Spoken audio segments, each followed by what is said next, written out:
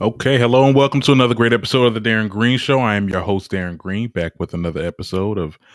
This is episode 134. How you doing, Derek? I'm doing well. Hello, everybody. What's going on? Life is going on, child. I am almost spent. I just spent the past week, of course, working on Newark Pride stuff. Newark Pride is July 12th through the 18th. If you're in the area, hit me up. Make sure you come out to our events. You can find all the information on our Instagram at Newark Gay Pride. You can also find it on my page at the Derek Doll.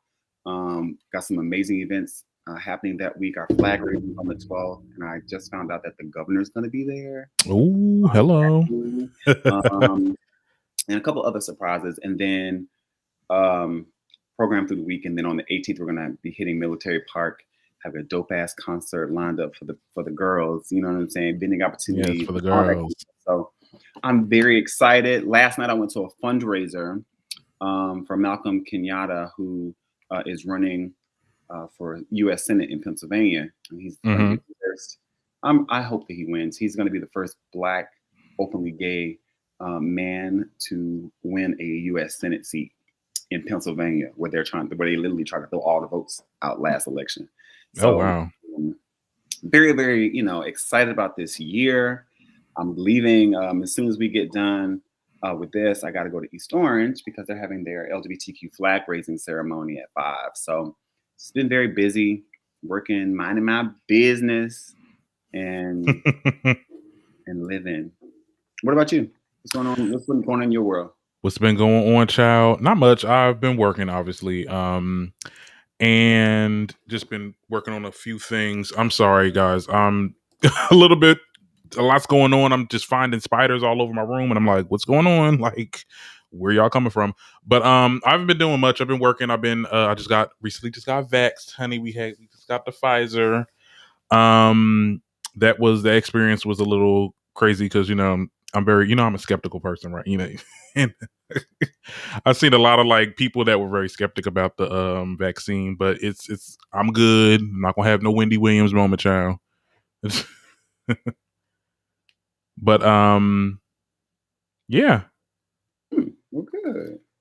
Just been working. Work. Yeah, I mean it's not. I mean I also been doing other stuff for the podcast too. I've been just really reevaluating a lot of things. I've been listening to a lot of podcasts that helps build shows and stuff like that. Been reading up on some things. I've been booking people for interviews. Like we have like a couple of interviews along with this one that we have today with Fly King later on in the show. Yes. Can't wait for that conversation. But yeah, I mean I just been doing a lot of behind the scenes stuff, I like to keep things a little on the thing. As you can see, I got a little calendar now.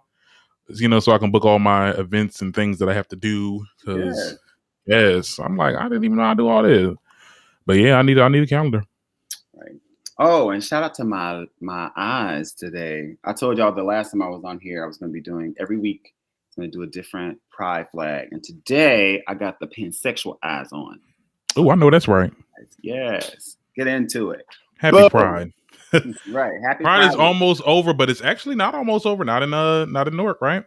Yeah, ours is in July. But I mean, so most Black cities, their prides aren't usually in Pride Month in June. Like Atlanta's is Labor Day weekend in September.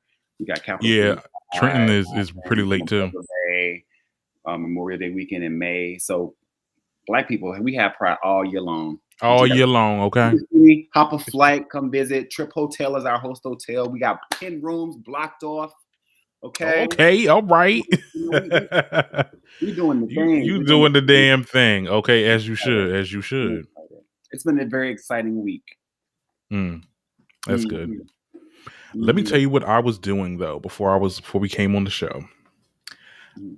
I listened to the Doja Cat album. And this will start our news and music because I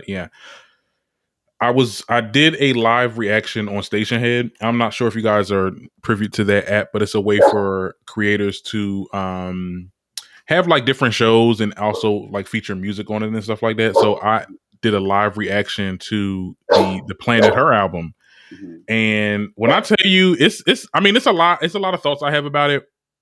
In response to like what I've seen on Twitter or whatever, because I've seen a lot of people talk about it, and it's like, let me see what they're talking about. I thought the album was good. You can check it out on Station Head right now because I have the replay that's on my profile. That's TDGS on Station Head. But I thought it was pretty good. Did you listen to it? Yeah. Yeah, we can't hear you. Sorry, I muted it because my dog was barking. I was like, I listened to some of it. You know, it takes me to go through people's albums these days. I gotta go through the whole album. Oh Lord. I'm one of those people. Like, I'm gonna give you the first 15 seconds. I listen through, like, oh, okay, this is catchy, this is a bop, and then I'm gonna go to the next thing.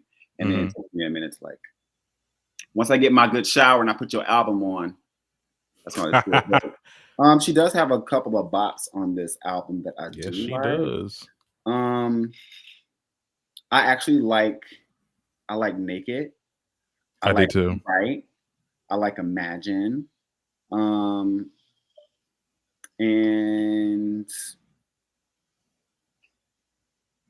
you like You Right? I like You Right with The Weeknd. I like his music. I like The Weeknd. I like when they do duets. I like the other one that they did. The one that was the remix. Get Into It, yeah. I just got a chance to hear Get Into It. Okay, the reference. Then come on, like that was really good. That was a good song. Did you see the article that Variety did on this album? No, what they talking about? The whole first paragraph was about Nicki Minaj. It literally started off with when Nicki Minaj. I think I posted it on my page, and I was just like, when I was reading, I was like, "Am I reading the right article?" I literally clicked out of the article to go back to see what the headline was, and I was like, "No, this can't be right." But yeah, no, it wasn't Variety. It was Vulture. It was like when Nicki Minaj released her sophomore album, Pink Friday, Roman Reloaded in spring 2012. It was a bold experiment, slick dance pop, blah, blah, blah. And it just like they kept going on and on and on. Talk about Drake, Usher, and all this stuff. Whole first paragraph. I was like, to lead into Doja Cat. And I was like, because the girl is following the pink print precisely. Yeah. Okay. Hot Pink. I said it last year or year before last. Y'all can quote me. I said Doja is a barb and she is following the pink print. Hot Pink was her Pink Friday. This is her Pink Friday Reloaded, and she's gonna win with it. So it's like, I'm here for Doja. Yeah, we love to see it in the kingdom, and she thanked Nicki too. So it's like, it's good to see that there are artists that are willing to like give Nicki her flowers, like for real. So absolutely, and it's genuine. I noticed a lot of the things that I said when I was reacting to it live on the Station Head, because it's the first time I heard it. I said it seems like a very Quiet Storm album. Like it seems like it has a lot of slow jams and stuff like that, which is okay. Yeah. But a lot of people that were on Twitter were, I can say Twitter. Were saying, it's not that I've seen things that were bad, but there's a lot of people were very critical about it, saying that, oh, this is like, I don't know how I feel about this album. This same reaction how I felt about like Good News by Meg Thee Stallion or whatever. But I'm like, I don't know. Like, I'm not gonna say that this is a bad album. I said I think that this is not like a really big like production. Like this isn't like a really flashy. Like, okay, let me see. Roman Reloaded was like bam, like it was an explosion. It was she had so many pop records, a lot of fast tracks, a lot of slow tracks. It was versatile. This album seemed like it laid more on slower music, which is okay. And I think people are just used to a certain type of Doja, like the crazy Doja. But I like it. I felt like the music fits right with the theme, which is Planet Her. It reminds me of space. I think it's cool. I don't know what people talk about. It's like I said with the Good News. It takes people a little time to get used to the music or whatever. Yeah, but it'll be catchy. I mean, hopefully she'll work this album like she worked Hot Pink. Okay. Oh yeah, people on TikTok. Once people on TikTok start to get like do a little challenge or whatever, or some kind of viral video or dance or whatever, it's gonna pop. Just like Black Barbie's done came back on the charts. I'm like, Lord. Yes, we love to I see it. told y'all years ago when that first came out, it was a bop, but y'all was like, like she's biting off race from her and them, and now y'all listen to her. We love to see it. Mm-hmm. We love to see the music stick around and do what it's doing. Hopefully, my music will be able to do that. Yeah. Okay. Speaking of, shout out to you for having 20,000 streams On Spotify. Thank you for a child. Yes, on Spotify. Oh, yes. On Spotify. That's just on Spotify. Oh, per. Yeah. I know. I'm gooped and gagged, but I'm very grateful, and it kind of just reinforces like I have to do a music video for this song. Like every time in my head, I'm like, okay, I'm gonna have to. Yes, you have to do a music video for this song. Oh, you gonna go by the skit that I offered you? You know, propose.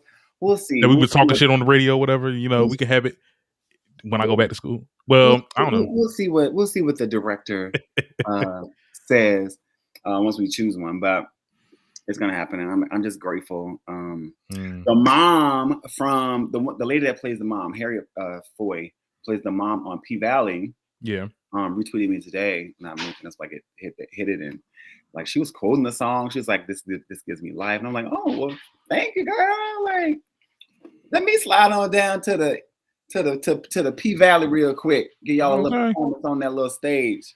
But I don't know where this song's gonna go, but wherever it goes, you know, I'm open to it, and I'm excited. I'm excited about it. Nervous and excited at the same time.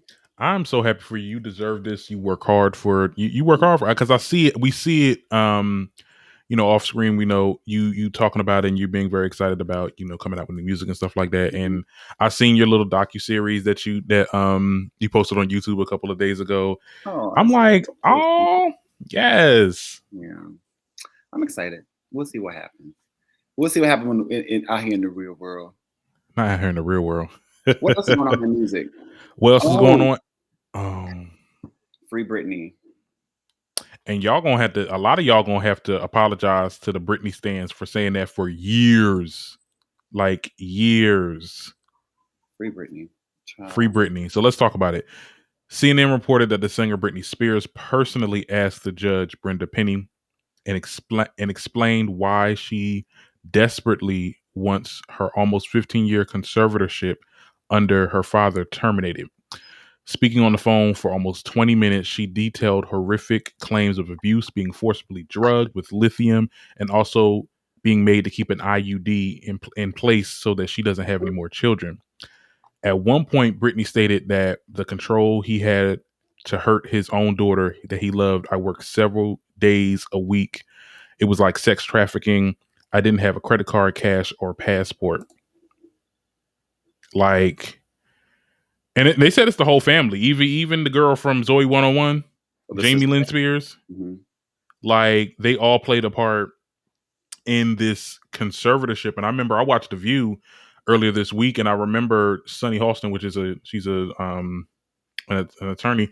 She was talking about how this conservatorship is usually for people that have Alzheimer's or at the ending stages of their life because they can't take care of themselves. They can't go out and shop. They're not coherent. Britney Spears had breakdowns, but she's not at the point where she can't take care of herself. No. And we all know why, she has a conservatorship. They wanted to control her money and just make sure that was a way for them to control her and put her back in the business. Like she had to, I listened to her statement and it's like, okay, well, if I can go and perform and make money, then I should be able to take care of myself. Yeah. Because you're going there like literally pimping her. And like it's like slavery almost. She was still performing. Like she performed with she had like 102 fever. And they still had her go out there on the stage when she was performing in Vegas. So it's just like, yeah, free my girl. Yeah, it's giving very much Black Mirror. I feel like this conservatorship would make me have an emotional breakdown. Like I thought the whole point was to make her feel healthy and make her, get a routine or whatever. But the way that it's set up, I'm like, this is like psychological abuse. Exactly.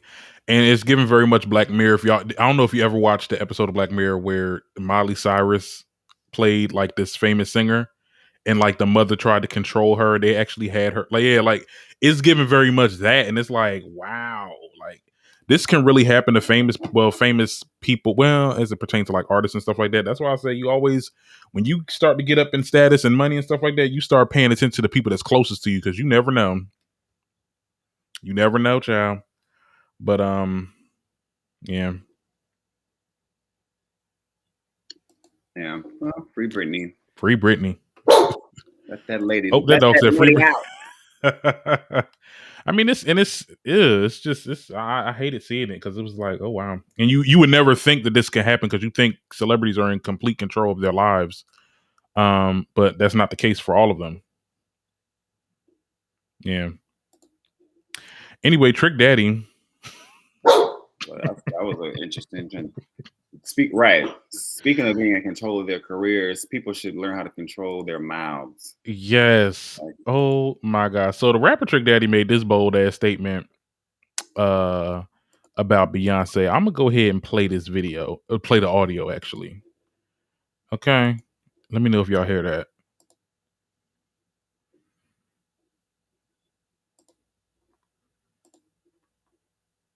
No, it's not letting. Oh my God. Hold on.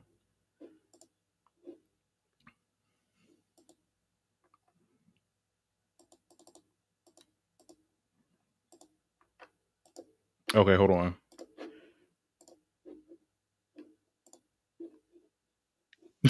What happened? It's always no, it's okay. It's always something with this with restream. I'm telling you, I'm about to get OBS streams like for real. Anyway, y'all should be able to hear now. Beyonce fucking with her because she see money. Beyonce ain't trying to give back the music and that. Beyonce don't write music, and Betty can sing her motherfucker. So Beyonce can't sing. I don't like Beyonce. Okay. She definitely can't sing. I don't know why they be thinking she could sing. They just Man, I watched my godmama train Beyonce, give her vocal lessons all her career, man. Beyonce can't go.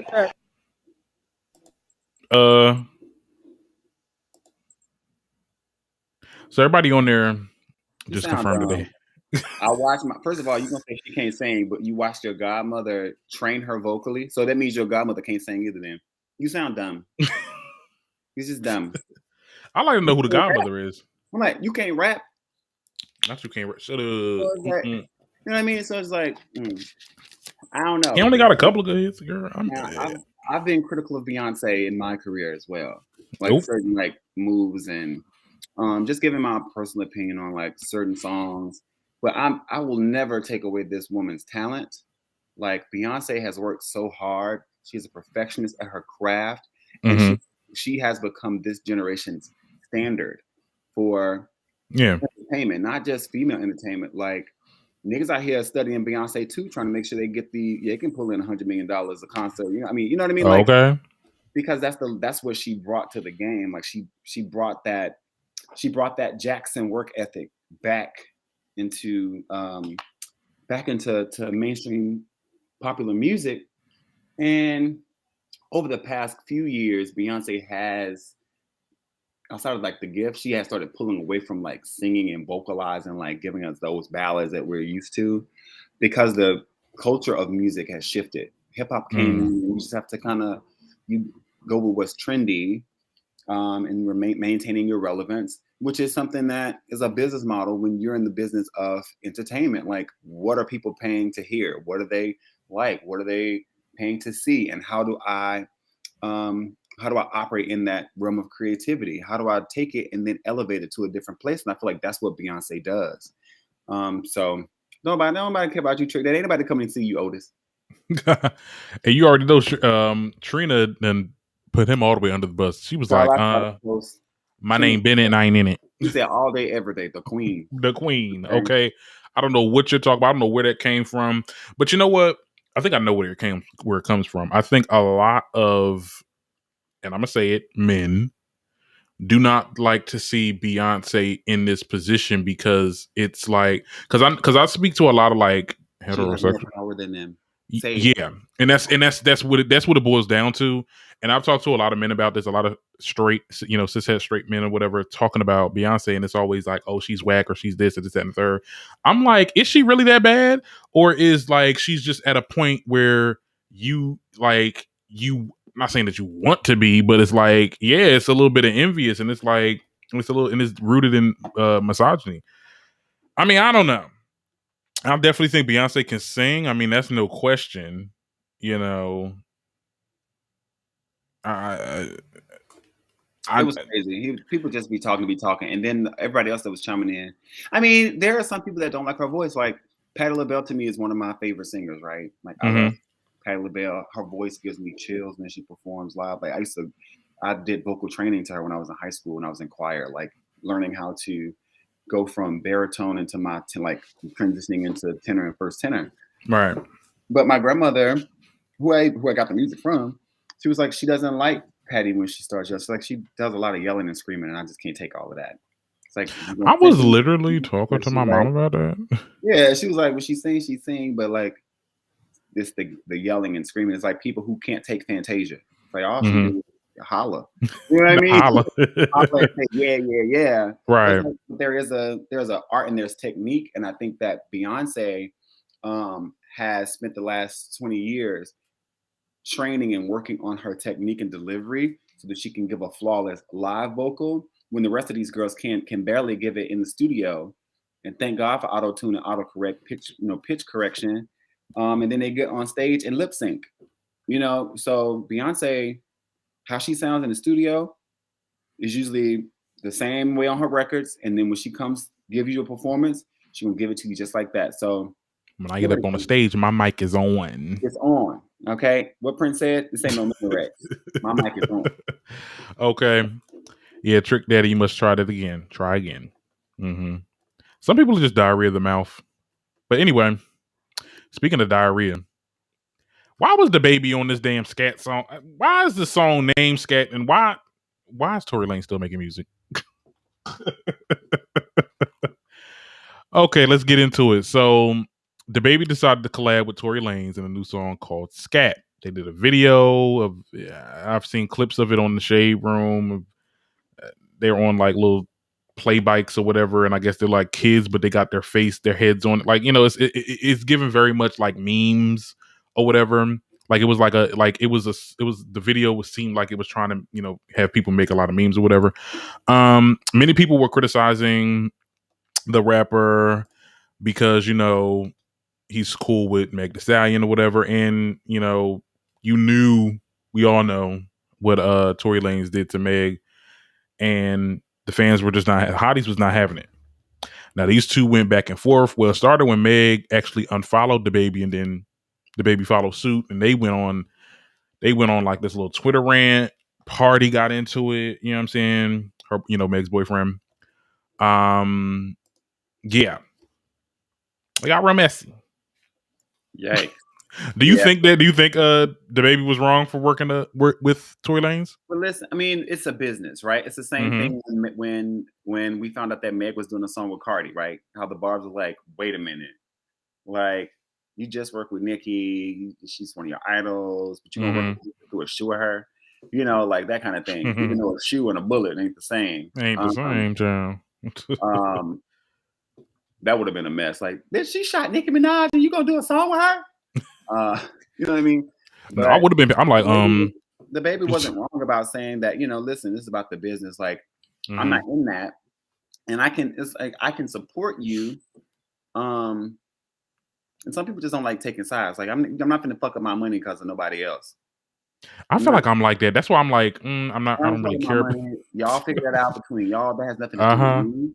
And I can support you in the best way I can. I'd have been like, Meg, you probably should want me to do a song with this man because I know you're gonna sue him, and he got to have some kind of coin so you can get some monies. Like, we're going to go to jail, but you know what I mean. Like, and it's just me, and it's music. Like, collaboration is how people thrive, and I think that she expected the people that ride with her to like be part of the cancel train with him. So, it was shocking. And then I think what she exposed was that Dababy said probably that he wasn't going to promote the song that he did with him. But whatever. People are talking. You said people are talking. Meg will say something in a new song, or she'll drop a freestyle, I'm sure. That's hip hop for you. Well, we'll see what happens, child. Speaking of Meg, um, TikTok. TikTok is a lot of black creators on TikTok has boycotted making the creation process of viral dances. As you know, there's a lot of black TikTokers that do start a lot of these dance trends. And when you look at if you're on TikTok, if you on the mainstream, when you actually look at the sounds of the music, you'll see a lot of white creators doing those dances. So a lot of black creators was like, all right, we're just gonna stop with the thought shit. We're not gonna make any trends. And Wow. I mean, let me just show you the white people trying to come up with some trendy dance moves. Because let me tell you something, this shit was funny as hell. Hold on, let me see. I'm not gonna play no music because they tried to flag my damn account the other day. YouTube. Fuck, who talk behind my back? The bitch knew better than to let me hear. That's all y'all getting. My grandma. Look at this one. What is this? Girl, what song is this? This is the thought shit. No, I ain't playing no. Honey. Now did she try to do the Running Man? Look at this one. Oh, they got the white men's is used. Child, no. I don't even know what he was doing. Sis was just lip syncing. Okay. Anyway. Right. So they actually. They're good for them. Not good for them. I look at that. That just goes to show that if black people was not on TikTok, TikTok would not be where it's at. And it seems like I'm on TikTok or whatever. I TikTok like daily now because there's a lot of people that really like what I got to say now. I'm like, okay, yeah, it's like I was getting some I got like bad comments too because I'll be talking about people, but like when I get the good comments, I'm like, oh my god, it's like I love watching your videos. Like really, like I never get this off Instagram because I feel like Instagram is like fake. Anyway, but yeah, but black people are like we create a lot of great things on TikTok and it does not get shown because I don't know. TikTok seems to the algorithm seems to be a little bit, you gotta pass the paper bag test if you want to get on the For You pages and the top sounds and stuff like that. I'm like, child, I don't know. I mean, I think that this is a good idea to boycott, but it's not, unfortunately it's not gonna look good for Meg because the song is just not gonna go nowhere without TikTok. But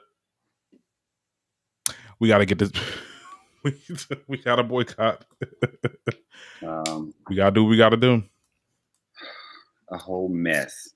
Well, speaking of mess, I think it's the perfect time for us to go ahead and jump into our reality chat today. Okay. I'm very, very excited about the guests that we have coming on the Darren Green Show. Those of you who've been watching us and listening into the show for the past few weeks, we have been interviewing stars from the hit reality web series Chasing LA, which is part of the Chasing Reality franchise. Fly King I, also known as Ian, is a rapper and a songwriter most notable for his Labor Day mixtape hosted by the mother of reality TV, Miss Tiffany Pollard, also known as New York. And he's currently a cast member of Chasing LA, and he's using that platform as a openly gay, award-winning battle rapper and an entrepreneur. Yes. He's been featured on Billboard Pride's Top 10 Songs, and he also worked with T.S. Madison on her song, Is It On? So we're very excited to have him here. He's determined to expand his brand and do some astronomical things, and we're going to be excited to see what's next for him. So without any further ado, let's welcome Fly King I. Hello. Yes. Hello. There we go. Is it on? Hi guys. Is it on? Recording? Hey, Ian, welcome. I'm excited to talk to you guys today. I'm excited to have you here and to get to the tea and give what needs to be gave. This season, right? This premiere season of Chasing LA has been explosive isn't even the word. Like, explosive is not the word to use for all of the drama and train wrecks that we saw. But with you on the show, train wrecks. You said train wrecks, right? But with you on the show, we got a chance to see a Black man out here making health and beauty products. Hello. And all the things. You know, so for a person that may not have known that you were a battle rapper, outside of when D. Hawkins was getting his butt cupped and you were freestyling. Oh, wow. Why didn't we get to see you rap more on the show? Well, we didn't get to see me showcase a lot of my battle rapping on the show because it was a pandemic and battle rap events are live events. It's kind of like boxing where we can have the boxers fight with no out there, but a crowd is a part of the moment. Like, so when you're battle rapping and going back and forth and letting someone have it, the crowd is a part of the moment. So it wasn't a lot of events that were being thrown because of that reason. And I actually got the opportunity to be on URL, which is like the biggest rap league. To give you an example, the last event Drake was there. That's how big that league is. So I actually was one of the first gay rappers to be on that platform, but they didn't, and I was filming at the same time, but they wasn't, because of COVID, they weren't allowing people to come. I couldn't invite anybody, and this was a big moment for me in battle rap. So that's why it really didn't get showcased. Now that California is starting to open back up, you can take your mask off and be vaccinated. I think, hopefully if I'm invited back for season 2 or there is a season 2, that I'll be able to showcase that, because I am seeing a lot of comments of why you didn't showcase that on the show. And it's like, I did the best I could. God damn. Right. I wanted to see somebody You did come a little later on in the season anyway. So it's like, yeah. So give us a little background. Like, where are you from? Are you from LA or you're from Atlanta, Dallas? Where are you from? I grew up in Compton, so I'm a California native. Definitely an LA County native, because everyone that was saying they were from LA, LA is a vast space in LA County. Like, I went to school in Carson, but even though I went to high school in Carson, my high school diploma says Los Angeles Unified School District, because it's still Los Angeles County. So you can kind of say with that, I grew up in LA. My whole life. I've always been. And how long have you been rapping? Like, when did you know that? I've been rapping all of my life. Growing up, the first single I ever got that I bought from the store back when you could buy singles in the store, CDs, was Coolio's Gangsta's Paradise. And the first album I ever bought was Puff Daddy's No Way Out. So I've always loved hip hop. I've had to have every album. I had every Outkast album, every Nas album, Jay-Z, because I don't know. I just always had to have every album, whether I liked it or not, or liked you or not. I just wanted to consume the hip hop culture. Growing up in high school, they used to have ciphers where the dudes would gather around and rap with each other. But I was always, because I had this high-pitched squeak and this flamboyance about me, never really wanted to hop in and rap, but I knew that I could. So it wasn't until I got out of high school and I started doing my own thing as an adult that I actually came into rapping and decided to be a battle rapper and a rapper. And what is it like being a battle rapper, openly gay battle rapper? Because I know it's just a lot. It's a lot, because it's a lot you have to deal with from the audience. It's a lot you have to deal with the promoters. It's a lot you have to deal with whoever you're rapping against. There's a lot of politics that you have to deal with. If you watch, I have a battle with Perfecto, who people call like a hotep guy. So, he don't like the gay community and calls us child molesters and, all those Lord things Jesus. that those like to say. So, I mean, it's out there. That's real. There's a group of people, this is what they believe. So when I was battling him and they introduced me, like, the crowd was like, "Boo, get this faggot off stage." You could watch the battle. And it's actually the first battle that kind of went viral for me and kind of got my buzz going within that community. So it's definitely something you have to have really thick skin. That's why being on a show like Chasing LA is really nothing for me, because dealing with them, they say way worse stuff about me than anybody on this show could ever say. So it's definitely something you have to have thick skin. But what gives me strength when I'm on stage is I feel like I'm speaking for people who just want to be themselves. And you could say what you want about gay people or say what you want about me, but I could say what I want to say about you. You're not perfect. Why you and your baby mama together? I thought y'all was about keeping the families together and the sanctity of marriage. It's a lot to expound on. There's things about me you don't like, and I can read on. You can read on me, but there's things about you also love that we can kind of debate on. Like, so, and that was my point of being in battle rap and just being a voice of people who just should be allowed to be themselves. Awesome, dope. So how did you get into the Chasing Reality family? Did you audition for the show, or were you like a friend of a friend that got recommended? Or we always ask everybody, like, how did you come into this group? Because from the first episode, it was like, none of us know each other. Why are people yelling and fighting and like got beat already? You know, so how did you get into this group? And, you know, what did you want to be when you got there? Well, I got into the group because maybe a couple of years before this even was coming about, I had met Blake, who was one of the original producers. I don't know if you've seen the interviews and things that have happened online with her, but I actually had met her. We had talks about working on a couple of projects that didn't pan out. So I hadn't like really spoken to her for a while. I ended up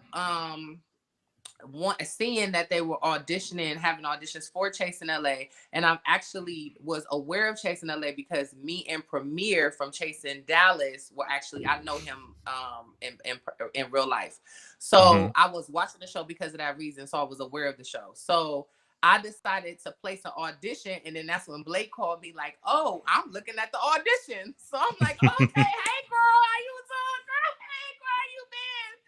So that's kind of how, you know, from there, and I just continued the process, and, you know, production ended up liking me, Q ended up liking me, so I ended up getting on the show. I wasn't on the first episode because when you see me on the show, I was in Atlanta filming a photo shoot for my brand Royal Flyness.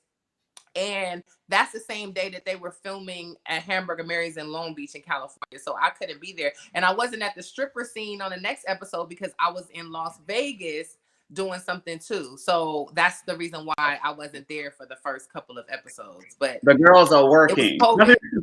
Yeah, no, right. Because the lights gotta stay on. So I gotta go. Absolutely. Like y'all discussing jobs. Oh, okay.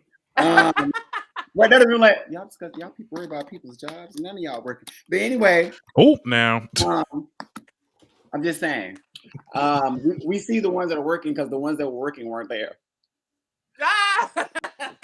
No. I'm gonna need look. Right, hey, this is just look. I always tell like this. Right, we done had some of them on the shot. Let me say. This is just me as a fan of the show, just, you know, giving my, you know, what I see in my little eyes or whatever. I had some reservations about bringing you on before bringing on someone else. Because I do have to ask some questions. What's your relationship like with Quan? I like Quan. I don't have an issue with Quan.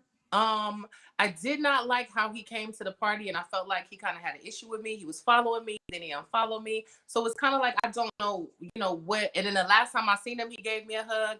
So I just kind of, I don't know. We haven't really got to really sit down to actually get to know each other well. But, you know, I wish him the best. Okay. So it's like you don't know her. Kind of Mariah.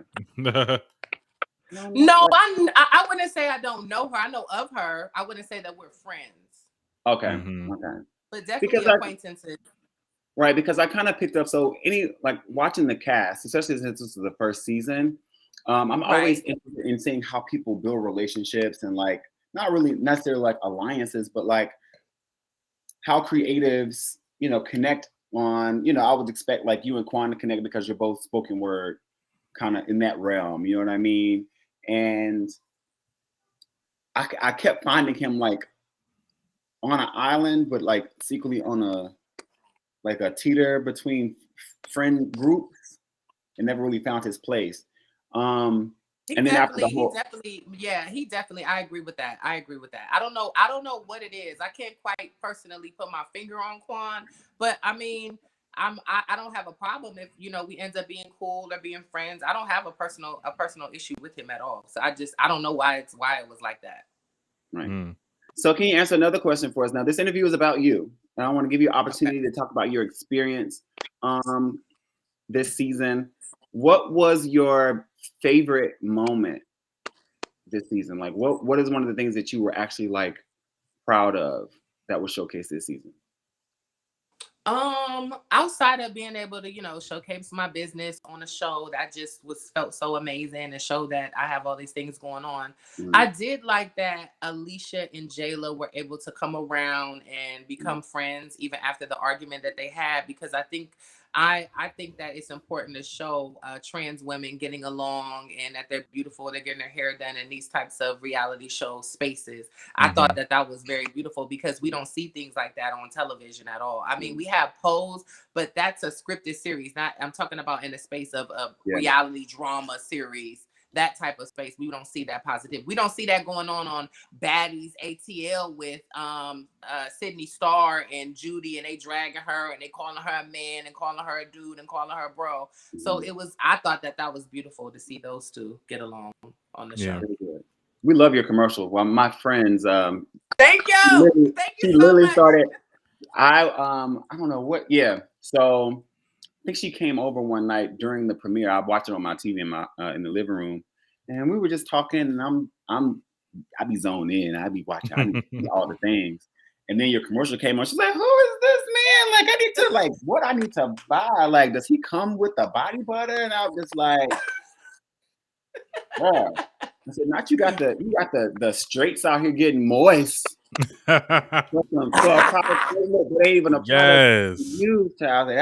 That's how you get some good markets. So you should buy something for your brother and your nephews and things. She was like, "Does the man come with it? Help. Somebody help."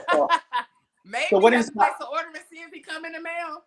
Right. So what inspired you to jump into that? Like into doing doing body washes and body scrubs and things like that. What inspired you to move into that direction? I think I've always been approached by several, certain people saying that I should have merch. I should do something in business. I can never find my passion. I knew I always had a passion for fragrances ever since I was little, like what a top note is, a bottom note, those types of things. So I eventually started off with 2 body butters, a beard oil and a beard wash, I believe, and like a growth serum. And I started off with that. I had Bishop Don from Black Ink Crew be the first ambassador for the brand. So he opened it up. And then that's how it kind of started. And then I had like an aha moment where I was kind of like, you know what I want to do? I want to be like the Victoria's Secret, but with men. So it's like instead of angels, it's like maybe they're the devils. I don't know, but I don't know what to call it yet. But like I wanted to do that because and as I started to do it, I realized there's not a lot of market spaces for men of color who have like this, as we would call in the ballroom scene, the sex siren type of image to kind of work with different brands and stuff. It's kind of like if you're white, you know what I'm saying? You'll get all of these opportunities. But if you're a man of color, then a lot of these men that I speak to, they've never even had a business approach them. So I think that it's amazing that I'm gotten my business to a space where I can now have photo shoots and commercials and hire these type of men and kind of create this like small subculture of an industry. So that's kind of what inspired me. Really, it was the Victoria's Secret Angels that inspired me to do this, but with the men. Very good. That's very good. Thank you for opening up that lane. I'm stick out. I ain't got no beard anymore, but I may have to do me like some ear oils. Yeah, find something different. You know what I mean? We're gonna do something with you because I seen a video with you and you was twerking. I forgot what song you was twerking to, but I was like, wait, if we gonna give we gonna send it something. We seen it. You know what I'm talking about. Don't act shocked. Lord, fix it. See, I got like, okay. Yeah, let the doll be darling. So now we're gonna move into we know you're a businessman. We know you got the battle rap on lock. One of the things that is most noted about you on this season is your choice of wardrobe. people would have thought that you were flawless, right? And I saw some of the other interviews you've been doing on Instagram and when y'all go live on YouTube. I tell you, I be peeping everything. I love chasing reality, whole franchise. Mm-hmm. I remember when I first was it the first scene that you were on? I probably tweeted this. And I ain't no hater. But I was like, who is this man with these shiny ass Steve Harvey suits? What does he do? What does he do? It was like, first of all, like, where he keep literally my boyfriend was like, I just need to know, where does he get his clothes? Like, are these custom? Like, but now that you mentioned ballroom, I can start seeing that you offer an effect. That's what you're offering, an effect when you step in space. But like, where do you get these ideas for these outfits from? And like, is that part of your like daily brand, or was that just for TV? I would say it's always been a part of my brand. If you look at some of my old battles, my older music videos, well before the show, I always kind of dress very flamboyant. Like that's just always the way that I've been. Like you can watch pictures of my father, and he'll have on like a red sequence 3-piece suit with a gold chain blinging. Like that's just who I am. Right. That's just me. So I really came into this space saying, I'm going to be 100% just myself. I'm going to try not to worry about the camera too much and just say what I would say if there was no cameras there and this was happening in front of me, and react how I will react. So a lot of people felt like I was very animated and all of this, but people who have known me for years would describe me as a person who is animated, a person who likes to joke, a person who is loud. Like that's just that I was just being myself. So that's why I was dressing like that. It wasn't, and I get it. It seemed like I was doing too much for television, but it's like you can pull up stuff. We can go through pictures all day when I was wearing rhinestones all over when no camera. So that's just me. That's fine, because I was like, I just need to figure out where to get it from so I can Where to get it from? Yes. Child Pride is coming up, and I got to be able to turn up every day. Okay, I got to make these things happen. And one of my favorite, I think I posted on my Instagram. Was it from the finale or the episode before the finale when they had their blowout, and you took D Hawkins' little morning hat? You did post that. I was like, this is literally all the viewers. Like, damn, y'all not gonna have one event where y'all just come to peace. I literally said that. I was like, we can't have one event where we just kind of like can be nice or everything. We can't do one electric slide like for the one time. Like, not for the one. Yes. I'm like, Ian is everybody right now. We are all watching it just like this. Like, I was like, I need this as a gift right now. I'm gonna go back and make it a gift for myself. I did have a question about what is your, because I've seen you your interview with Imani Van Zap. You were talking specifically about Jayla and King Paint. What is your relationship with them now? Because I don't know. It seemed like things kind of shifted with you guys. On my end, I don't have an issue with King Pain and I don't have an issue with Jayla. I think what happens in these spaces when you do these reality shows is that things happen and then we go through it as we go through it, and then they are aired and everyone watches it. And then now when you do these interviews, people are asking you how you felt in that moment when that person did that. So it's a place of just saying how I felt when they did this or when they said this about me. But it's not me saying that I don't like them or I have an issue with them. But I'm going to give my opinion on how I felt in that moment at those times in my life where she said this or he did this or he said that. But I don't, I follow King Payne. He follows me. I follow Jayla. She follows me. Jayla has messaged me and said that she wished we could have gotten more time to speak to each other. And I agree. Maybe I would have gotten to know her a little better. And I'm still open to that today. But I'm definitely going to voice my opinion on something that she says that I may not like or I feel like it's rude. But it doesn't mean that I don't like her. It's just I'm going to tell you. I'm going to tell it like it is. Oh, okay. Right. Yeah. And so I watched the interview that you did with D Hawkins where Andre popped up. And kind of like let who popped up? Andre. Okay. Yeah.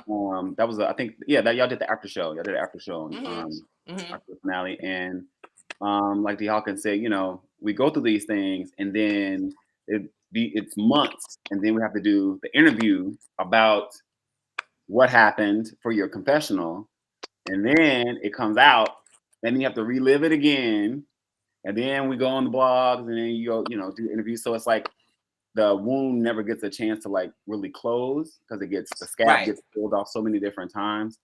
And hopefully this weekend y'all will be able to get some real healing. Praying for y'all. Pray for us. Pray for us. Please. Right. You all are taping the reunion tomorrow, right? Or we're taping it tomorrow, which is also me and King Payne's birthday, June 26th. Oh, happy birthday! Happy early birthday to you. You gonna wear a crown too? I thought about it, but I was like, no, I don't want to wear a crown.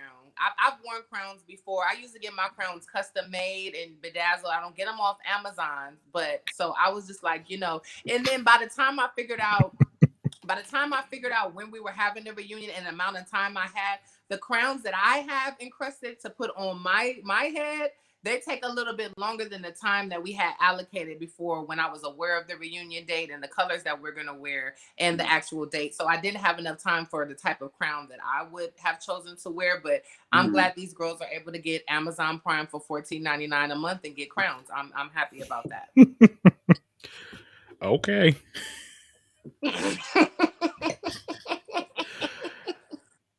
I feel like I can relate, so I understand it takes at least 6 to 8 weeks when you got to give them some time, right? Because Derek got a crown.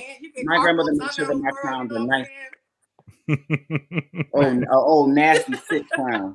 The girls came with what they used to call them, the Burger King crowns. Anybody can get a Burger King crown. Not a Burger King crown. Anybody can get a Burger King crown. Yo, we will definitely be looking out for the reunion.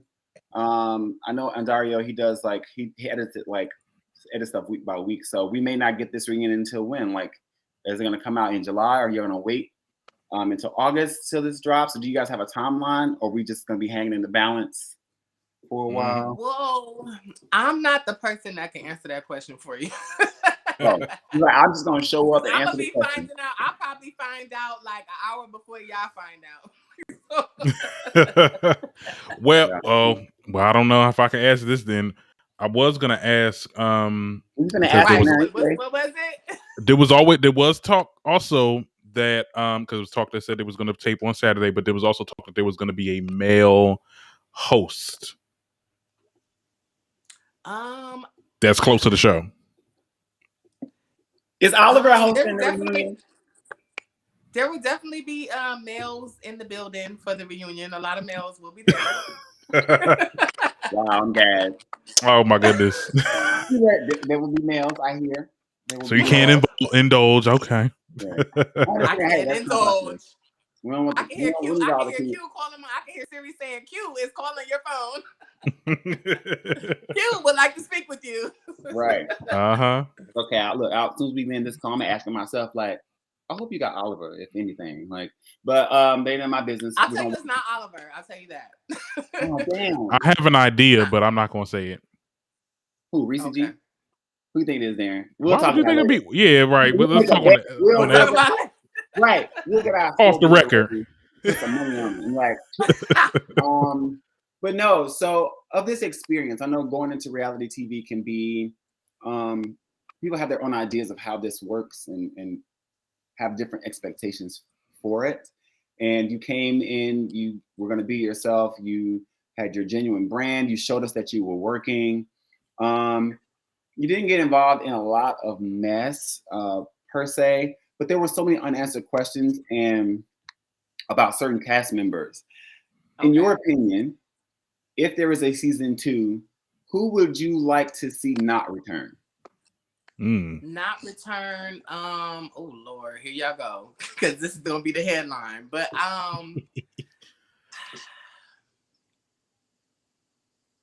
and I don't want anybody. I'm just gonna be clear. This has nothing. This is not personal. It's business. This is not. I'm smart enough to understand business that it has nothing to do with how I personally feel.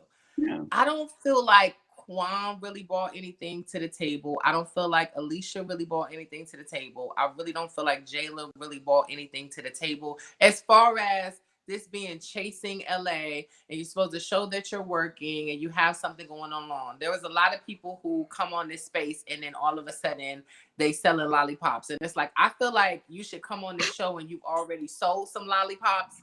And then now you're like, oh yeah, I'm on this show. I've sold these lollipops. Not, oh, I'm about to come out with some lollipops. It's like, well, what do you do now? What do you have going on? What's going on? Like, we need that. We're in LA. There's a lot of people out there that have all of these different things going on that can benefit from this platform versus bringing somebody on who is really not benefiting. Me and Andre had commercials. Where was y'all commercial?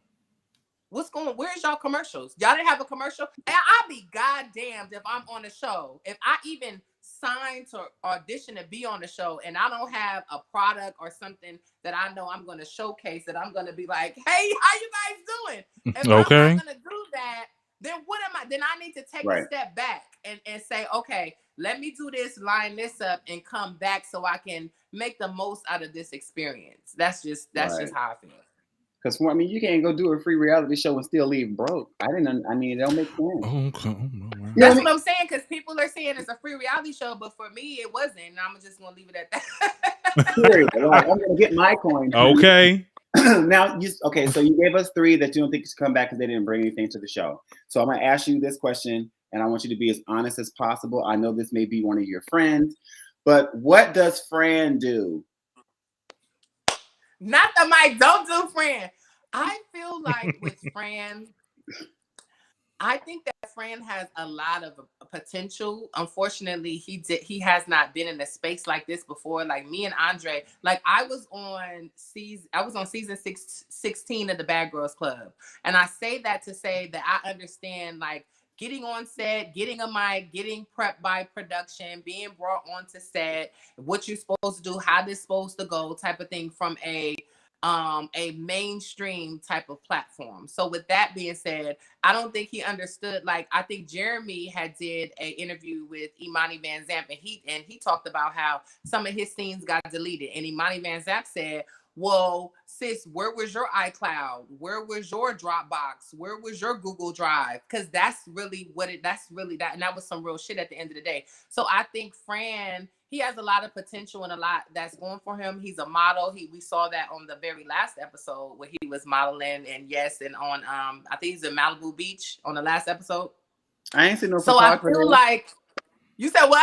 I didn't see a photographer there. I just saw him standing on the thing. He was doing a photo shoot. I don't know. There's a photographer. I'm gonna go back and watch it. I didn't see a photographer. I thought he was getting like his last looks in and just like just to be like, And we sip. No, I mean his closing was literally. Unfortunately, I didn't get a chance to do anything this year because of COVID. I'm like, people modeled all during COVID, like having closed sets. You get tested. We're all negative. Let's take these fucking pictures. You know what I mean? People have virtual fashion shows. You get booked. You walk. It's on the internet. So there was the pandemic created a lot of space for creatives to do things differently. So I couldn't accept that as an excuse. Baby, you don't have a job. You don't have a job and you have a fat ass. But that I didn't understand what part of LA he was chasing. So but I feel like we can say that for a lot of cast members.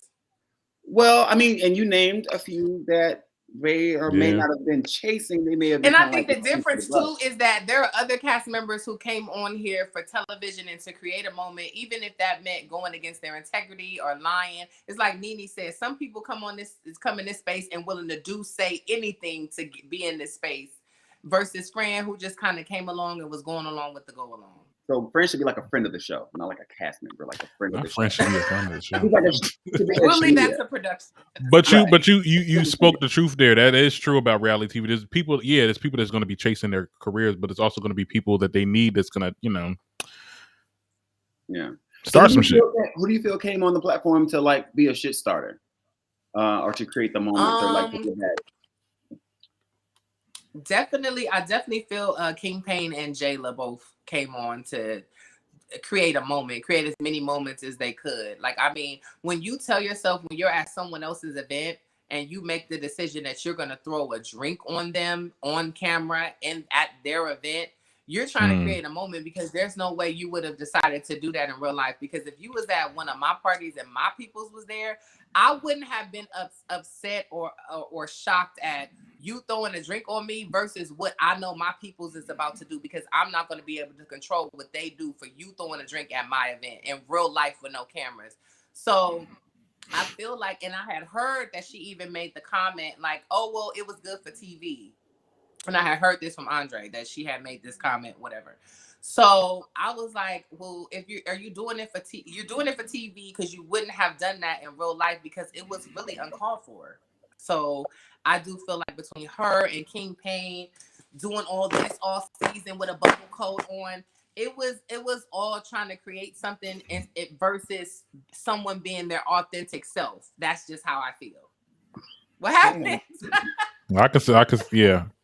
Nah, he's saying it. I mean, but look, he ain't saying no lies now. With this bubble coat, because I was going to ask. I actually did want to ask some of the cast members myself, like, what was the weather like during y'all's tape? Because I was like, now I've lived in LA before, and I ain't never have to use bubble coats and fur. Like, there was so many different things happening at the time. And I'm just like, maybe they take this in the winter and just edit it with pieces from the spring, or maybe he's anemic or something. I don't know. You never know you don't know what's going on in people's bodies. And we'll probably bring him on the show because I'm gonna have that question too. Like, why you have on jackets all the time? Well, I mean, I don't know if you want to do that. You seen how he did Imani. Well, I'm not Imani Van Zant. Look, I'm not Imani. Okay, I heard that. We steer a whole different ship over here, and it's no hate or anything. It's just these are questions that popped up in my brain while watching the show. I'm a fan of the show. I'm a fan of 84% of the cast members, because as a Black queer creative, it's like when I'm watching you all chase your dreams, I can relate to it. It's like I know what it feels like. Even like with Hersham, like I know what that feels like when you are getting in the groove of your art and then something happens and you have to like shut it down. You have to regroup and you have to like start over from scratch. And I can relate to that. I can relate to you being an openly gay battle rapper. I'm a rapper, and I know what it's like when you go into these spaces and people are like, oh, this is just a little foo-foo shit, until you eat them up. You know what I mean? So I get it. I can relate to that, and being a business person and staying on your grind and finding new ways to hustle just so you can live your dreams. I can relate to that. What I can't relate to is people who, they're dreamers in a sense where you're asleep. Like you're literally sleepwalking through life. Like there's no clear direction. You're not adding value to anything. You don't move with a positive spirit. You know what I mean? And so it's like, you're counterproductive to the space. And I felt like this season, with every episode, I was waiting to see if there was going to be this like culture shift with the group, where there was going to be at least one person that kind of like, all right, this is what we're here for. This is the message. Every group on reality TV, there's this one person. I think that Hershey kind of played that role, but he was so neutral that it didn't come across as a way to kind of like be a glue. He was just more like, I'm not part of y'all's drama, keeping his hands clean. But I was waiting to see in that, like, who was going to be the person that bridges everything together and like keeps people focused on chasing. And you are now, correct me if I'm wrong, you're one of the older members of the show, yes? Like you're about like my age. So I'm like 33 years old, but I'm closer to everyone in production outside of Jayla is closer to my age than they're closer to her age. So everyone is pretty much 30 plus that's involved in the situation. Like everyone, King Payne is 33 and our birthday is both tomorrow. So you'll both be 34. Yeah, so you're all 87. So we're all the same age. We're all the same age. Wow. Well, there was a lot of ageism with you. Yeah, because everybody. Like and I don't know why. That's another kind of false narrative. I get what she's saying. I'm older than she is, but so is people that she's friends with. Jeremy is 30. Like everyone is 10 years older than you, not just me. So don't make it seem like I'm this old man hanging around a bunch of youngsters. Everyone on production is in their 30s. Like everyone is closer to my age. So I feel like, and I wouldn't say issue with her, or why I say I don't think she should come back, because it's like what Candy said. If you're gonna go in and go in there let have, but let it be true. Let it be the actual truth, not a narrative you're trying to portray and call me this old man like I'm this 45-year-old man with a bunch of 30-year-olds when I'm everyone else's age here. Right. How old is she? She says she's 23, but she just had a she's my birthday, age. so I guess she's 24. That's what she said, but a lot of us do act a little immature. A lot of us do. A lot of us do act a little mature. Don't know about my age. Right. I'm old soul, but yeah, I can tell. Yeah, there's people my right. Well, now that does bring a little. I mean, I knew Jeremy was in his 30s, but even for you, so I was like, okay, well, with him being older, or how it was being painted is that you were like one of the older cast members. There came with like an expectation for you to kind of like be like a Papa Bear, or like if there was like this idea that you were going to occupy that space and kind of like keep the girls together. But moving forward in season 2 with this group, from all that you've experienced with them in the first season, what do you hope to do differently in season 2 that you didn't do in season 1? I hope to get, because of the COVID, to get to know and have conversations with people more and get to know people more so they can get to know me. Because the reality is that I did get that where people felt like I was supposed to be this Papa Bear, but from my perspective, it was kind of like Jayla said that she said this to Alicia when they was getting their hair done, that she heard that I had a lot to say. When she saw me at the party, she said, "Oh, you seem very nice," and that's different from what I heard. So off the top, we already off to the wrong foot. So I'm asking her, like, well, what did you hear? Right. Huh? I was like, so what did you hear? And who did you hear from? So what did I hear? And every time, and King Payne did the similar thing, said, well, we heard you had a lot to say. And I'm like, okay, well, but no one can repeat to me what I said or what was said. They just heard that I said a lot.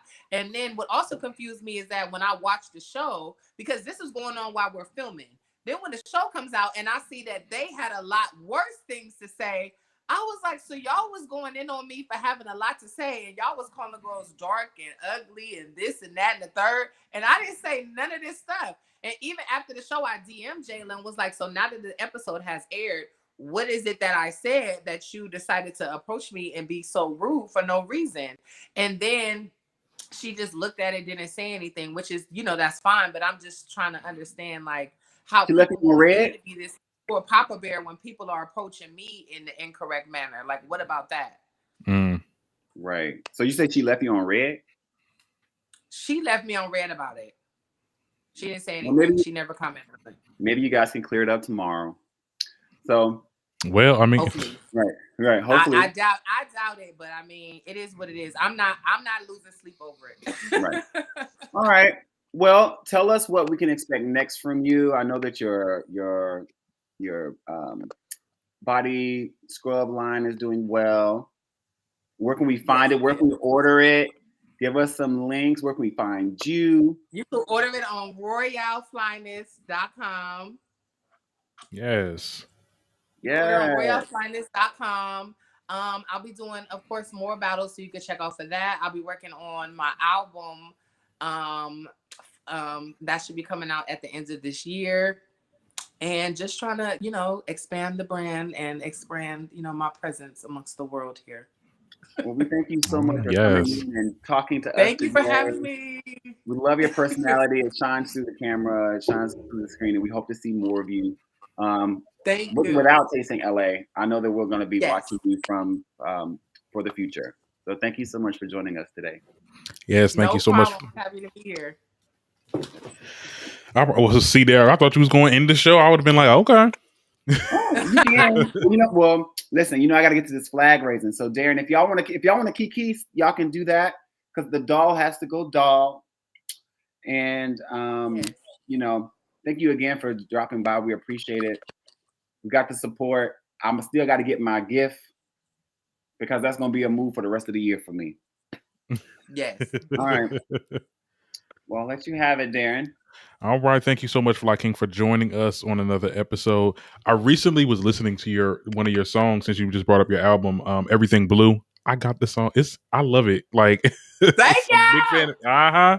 Yeah, I was just listening to it before we got started with the show. But anyway, thank you so much for listening. Until next time, I am your host, Darren Green, and this is the Darren Green Show. I thought you left. This is the Darren Green Show signing out. Thank you, guys.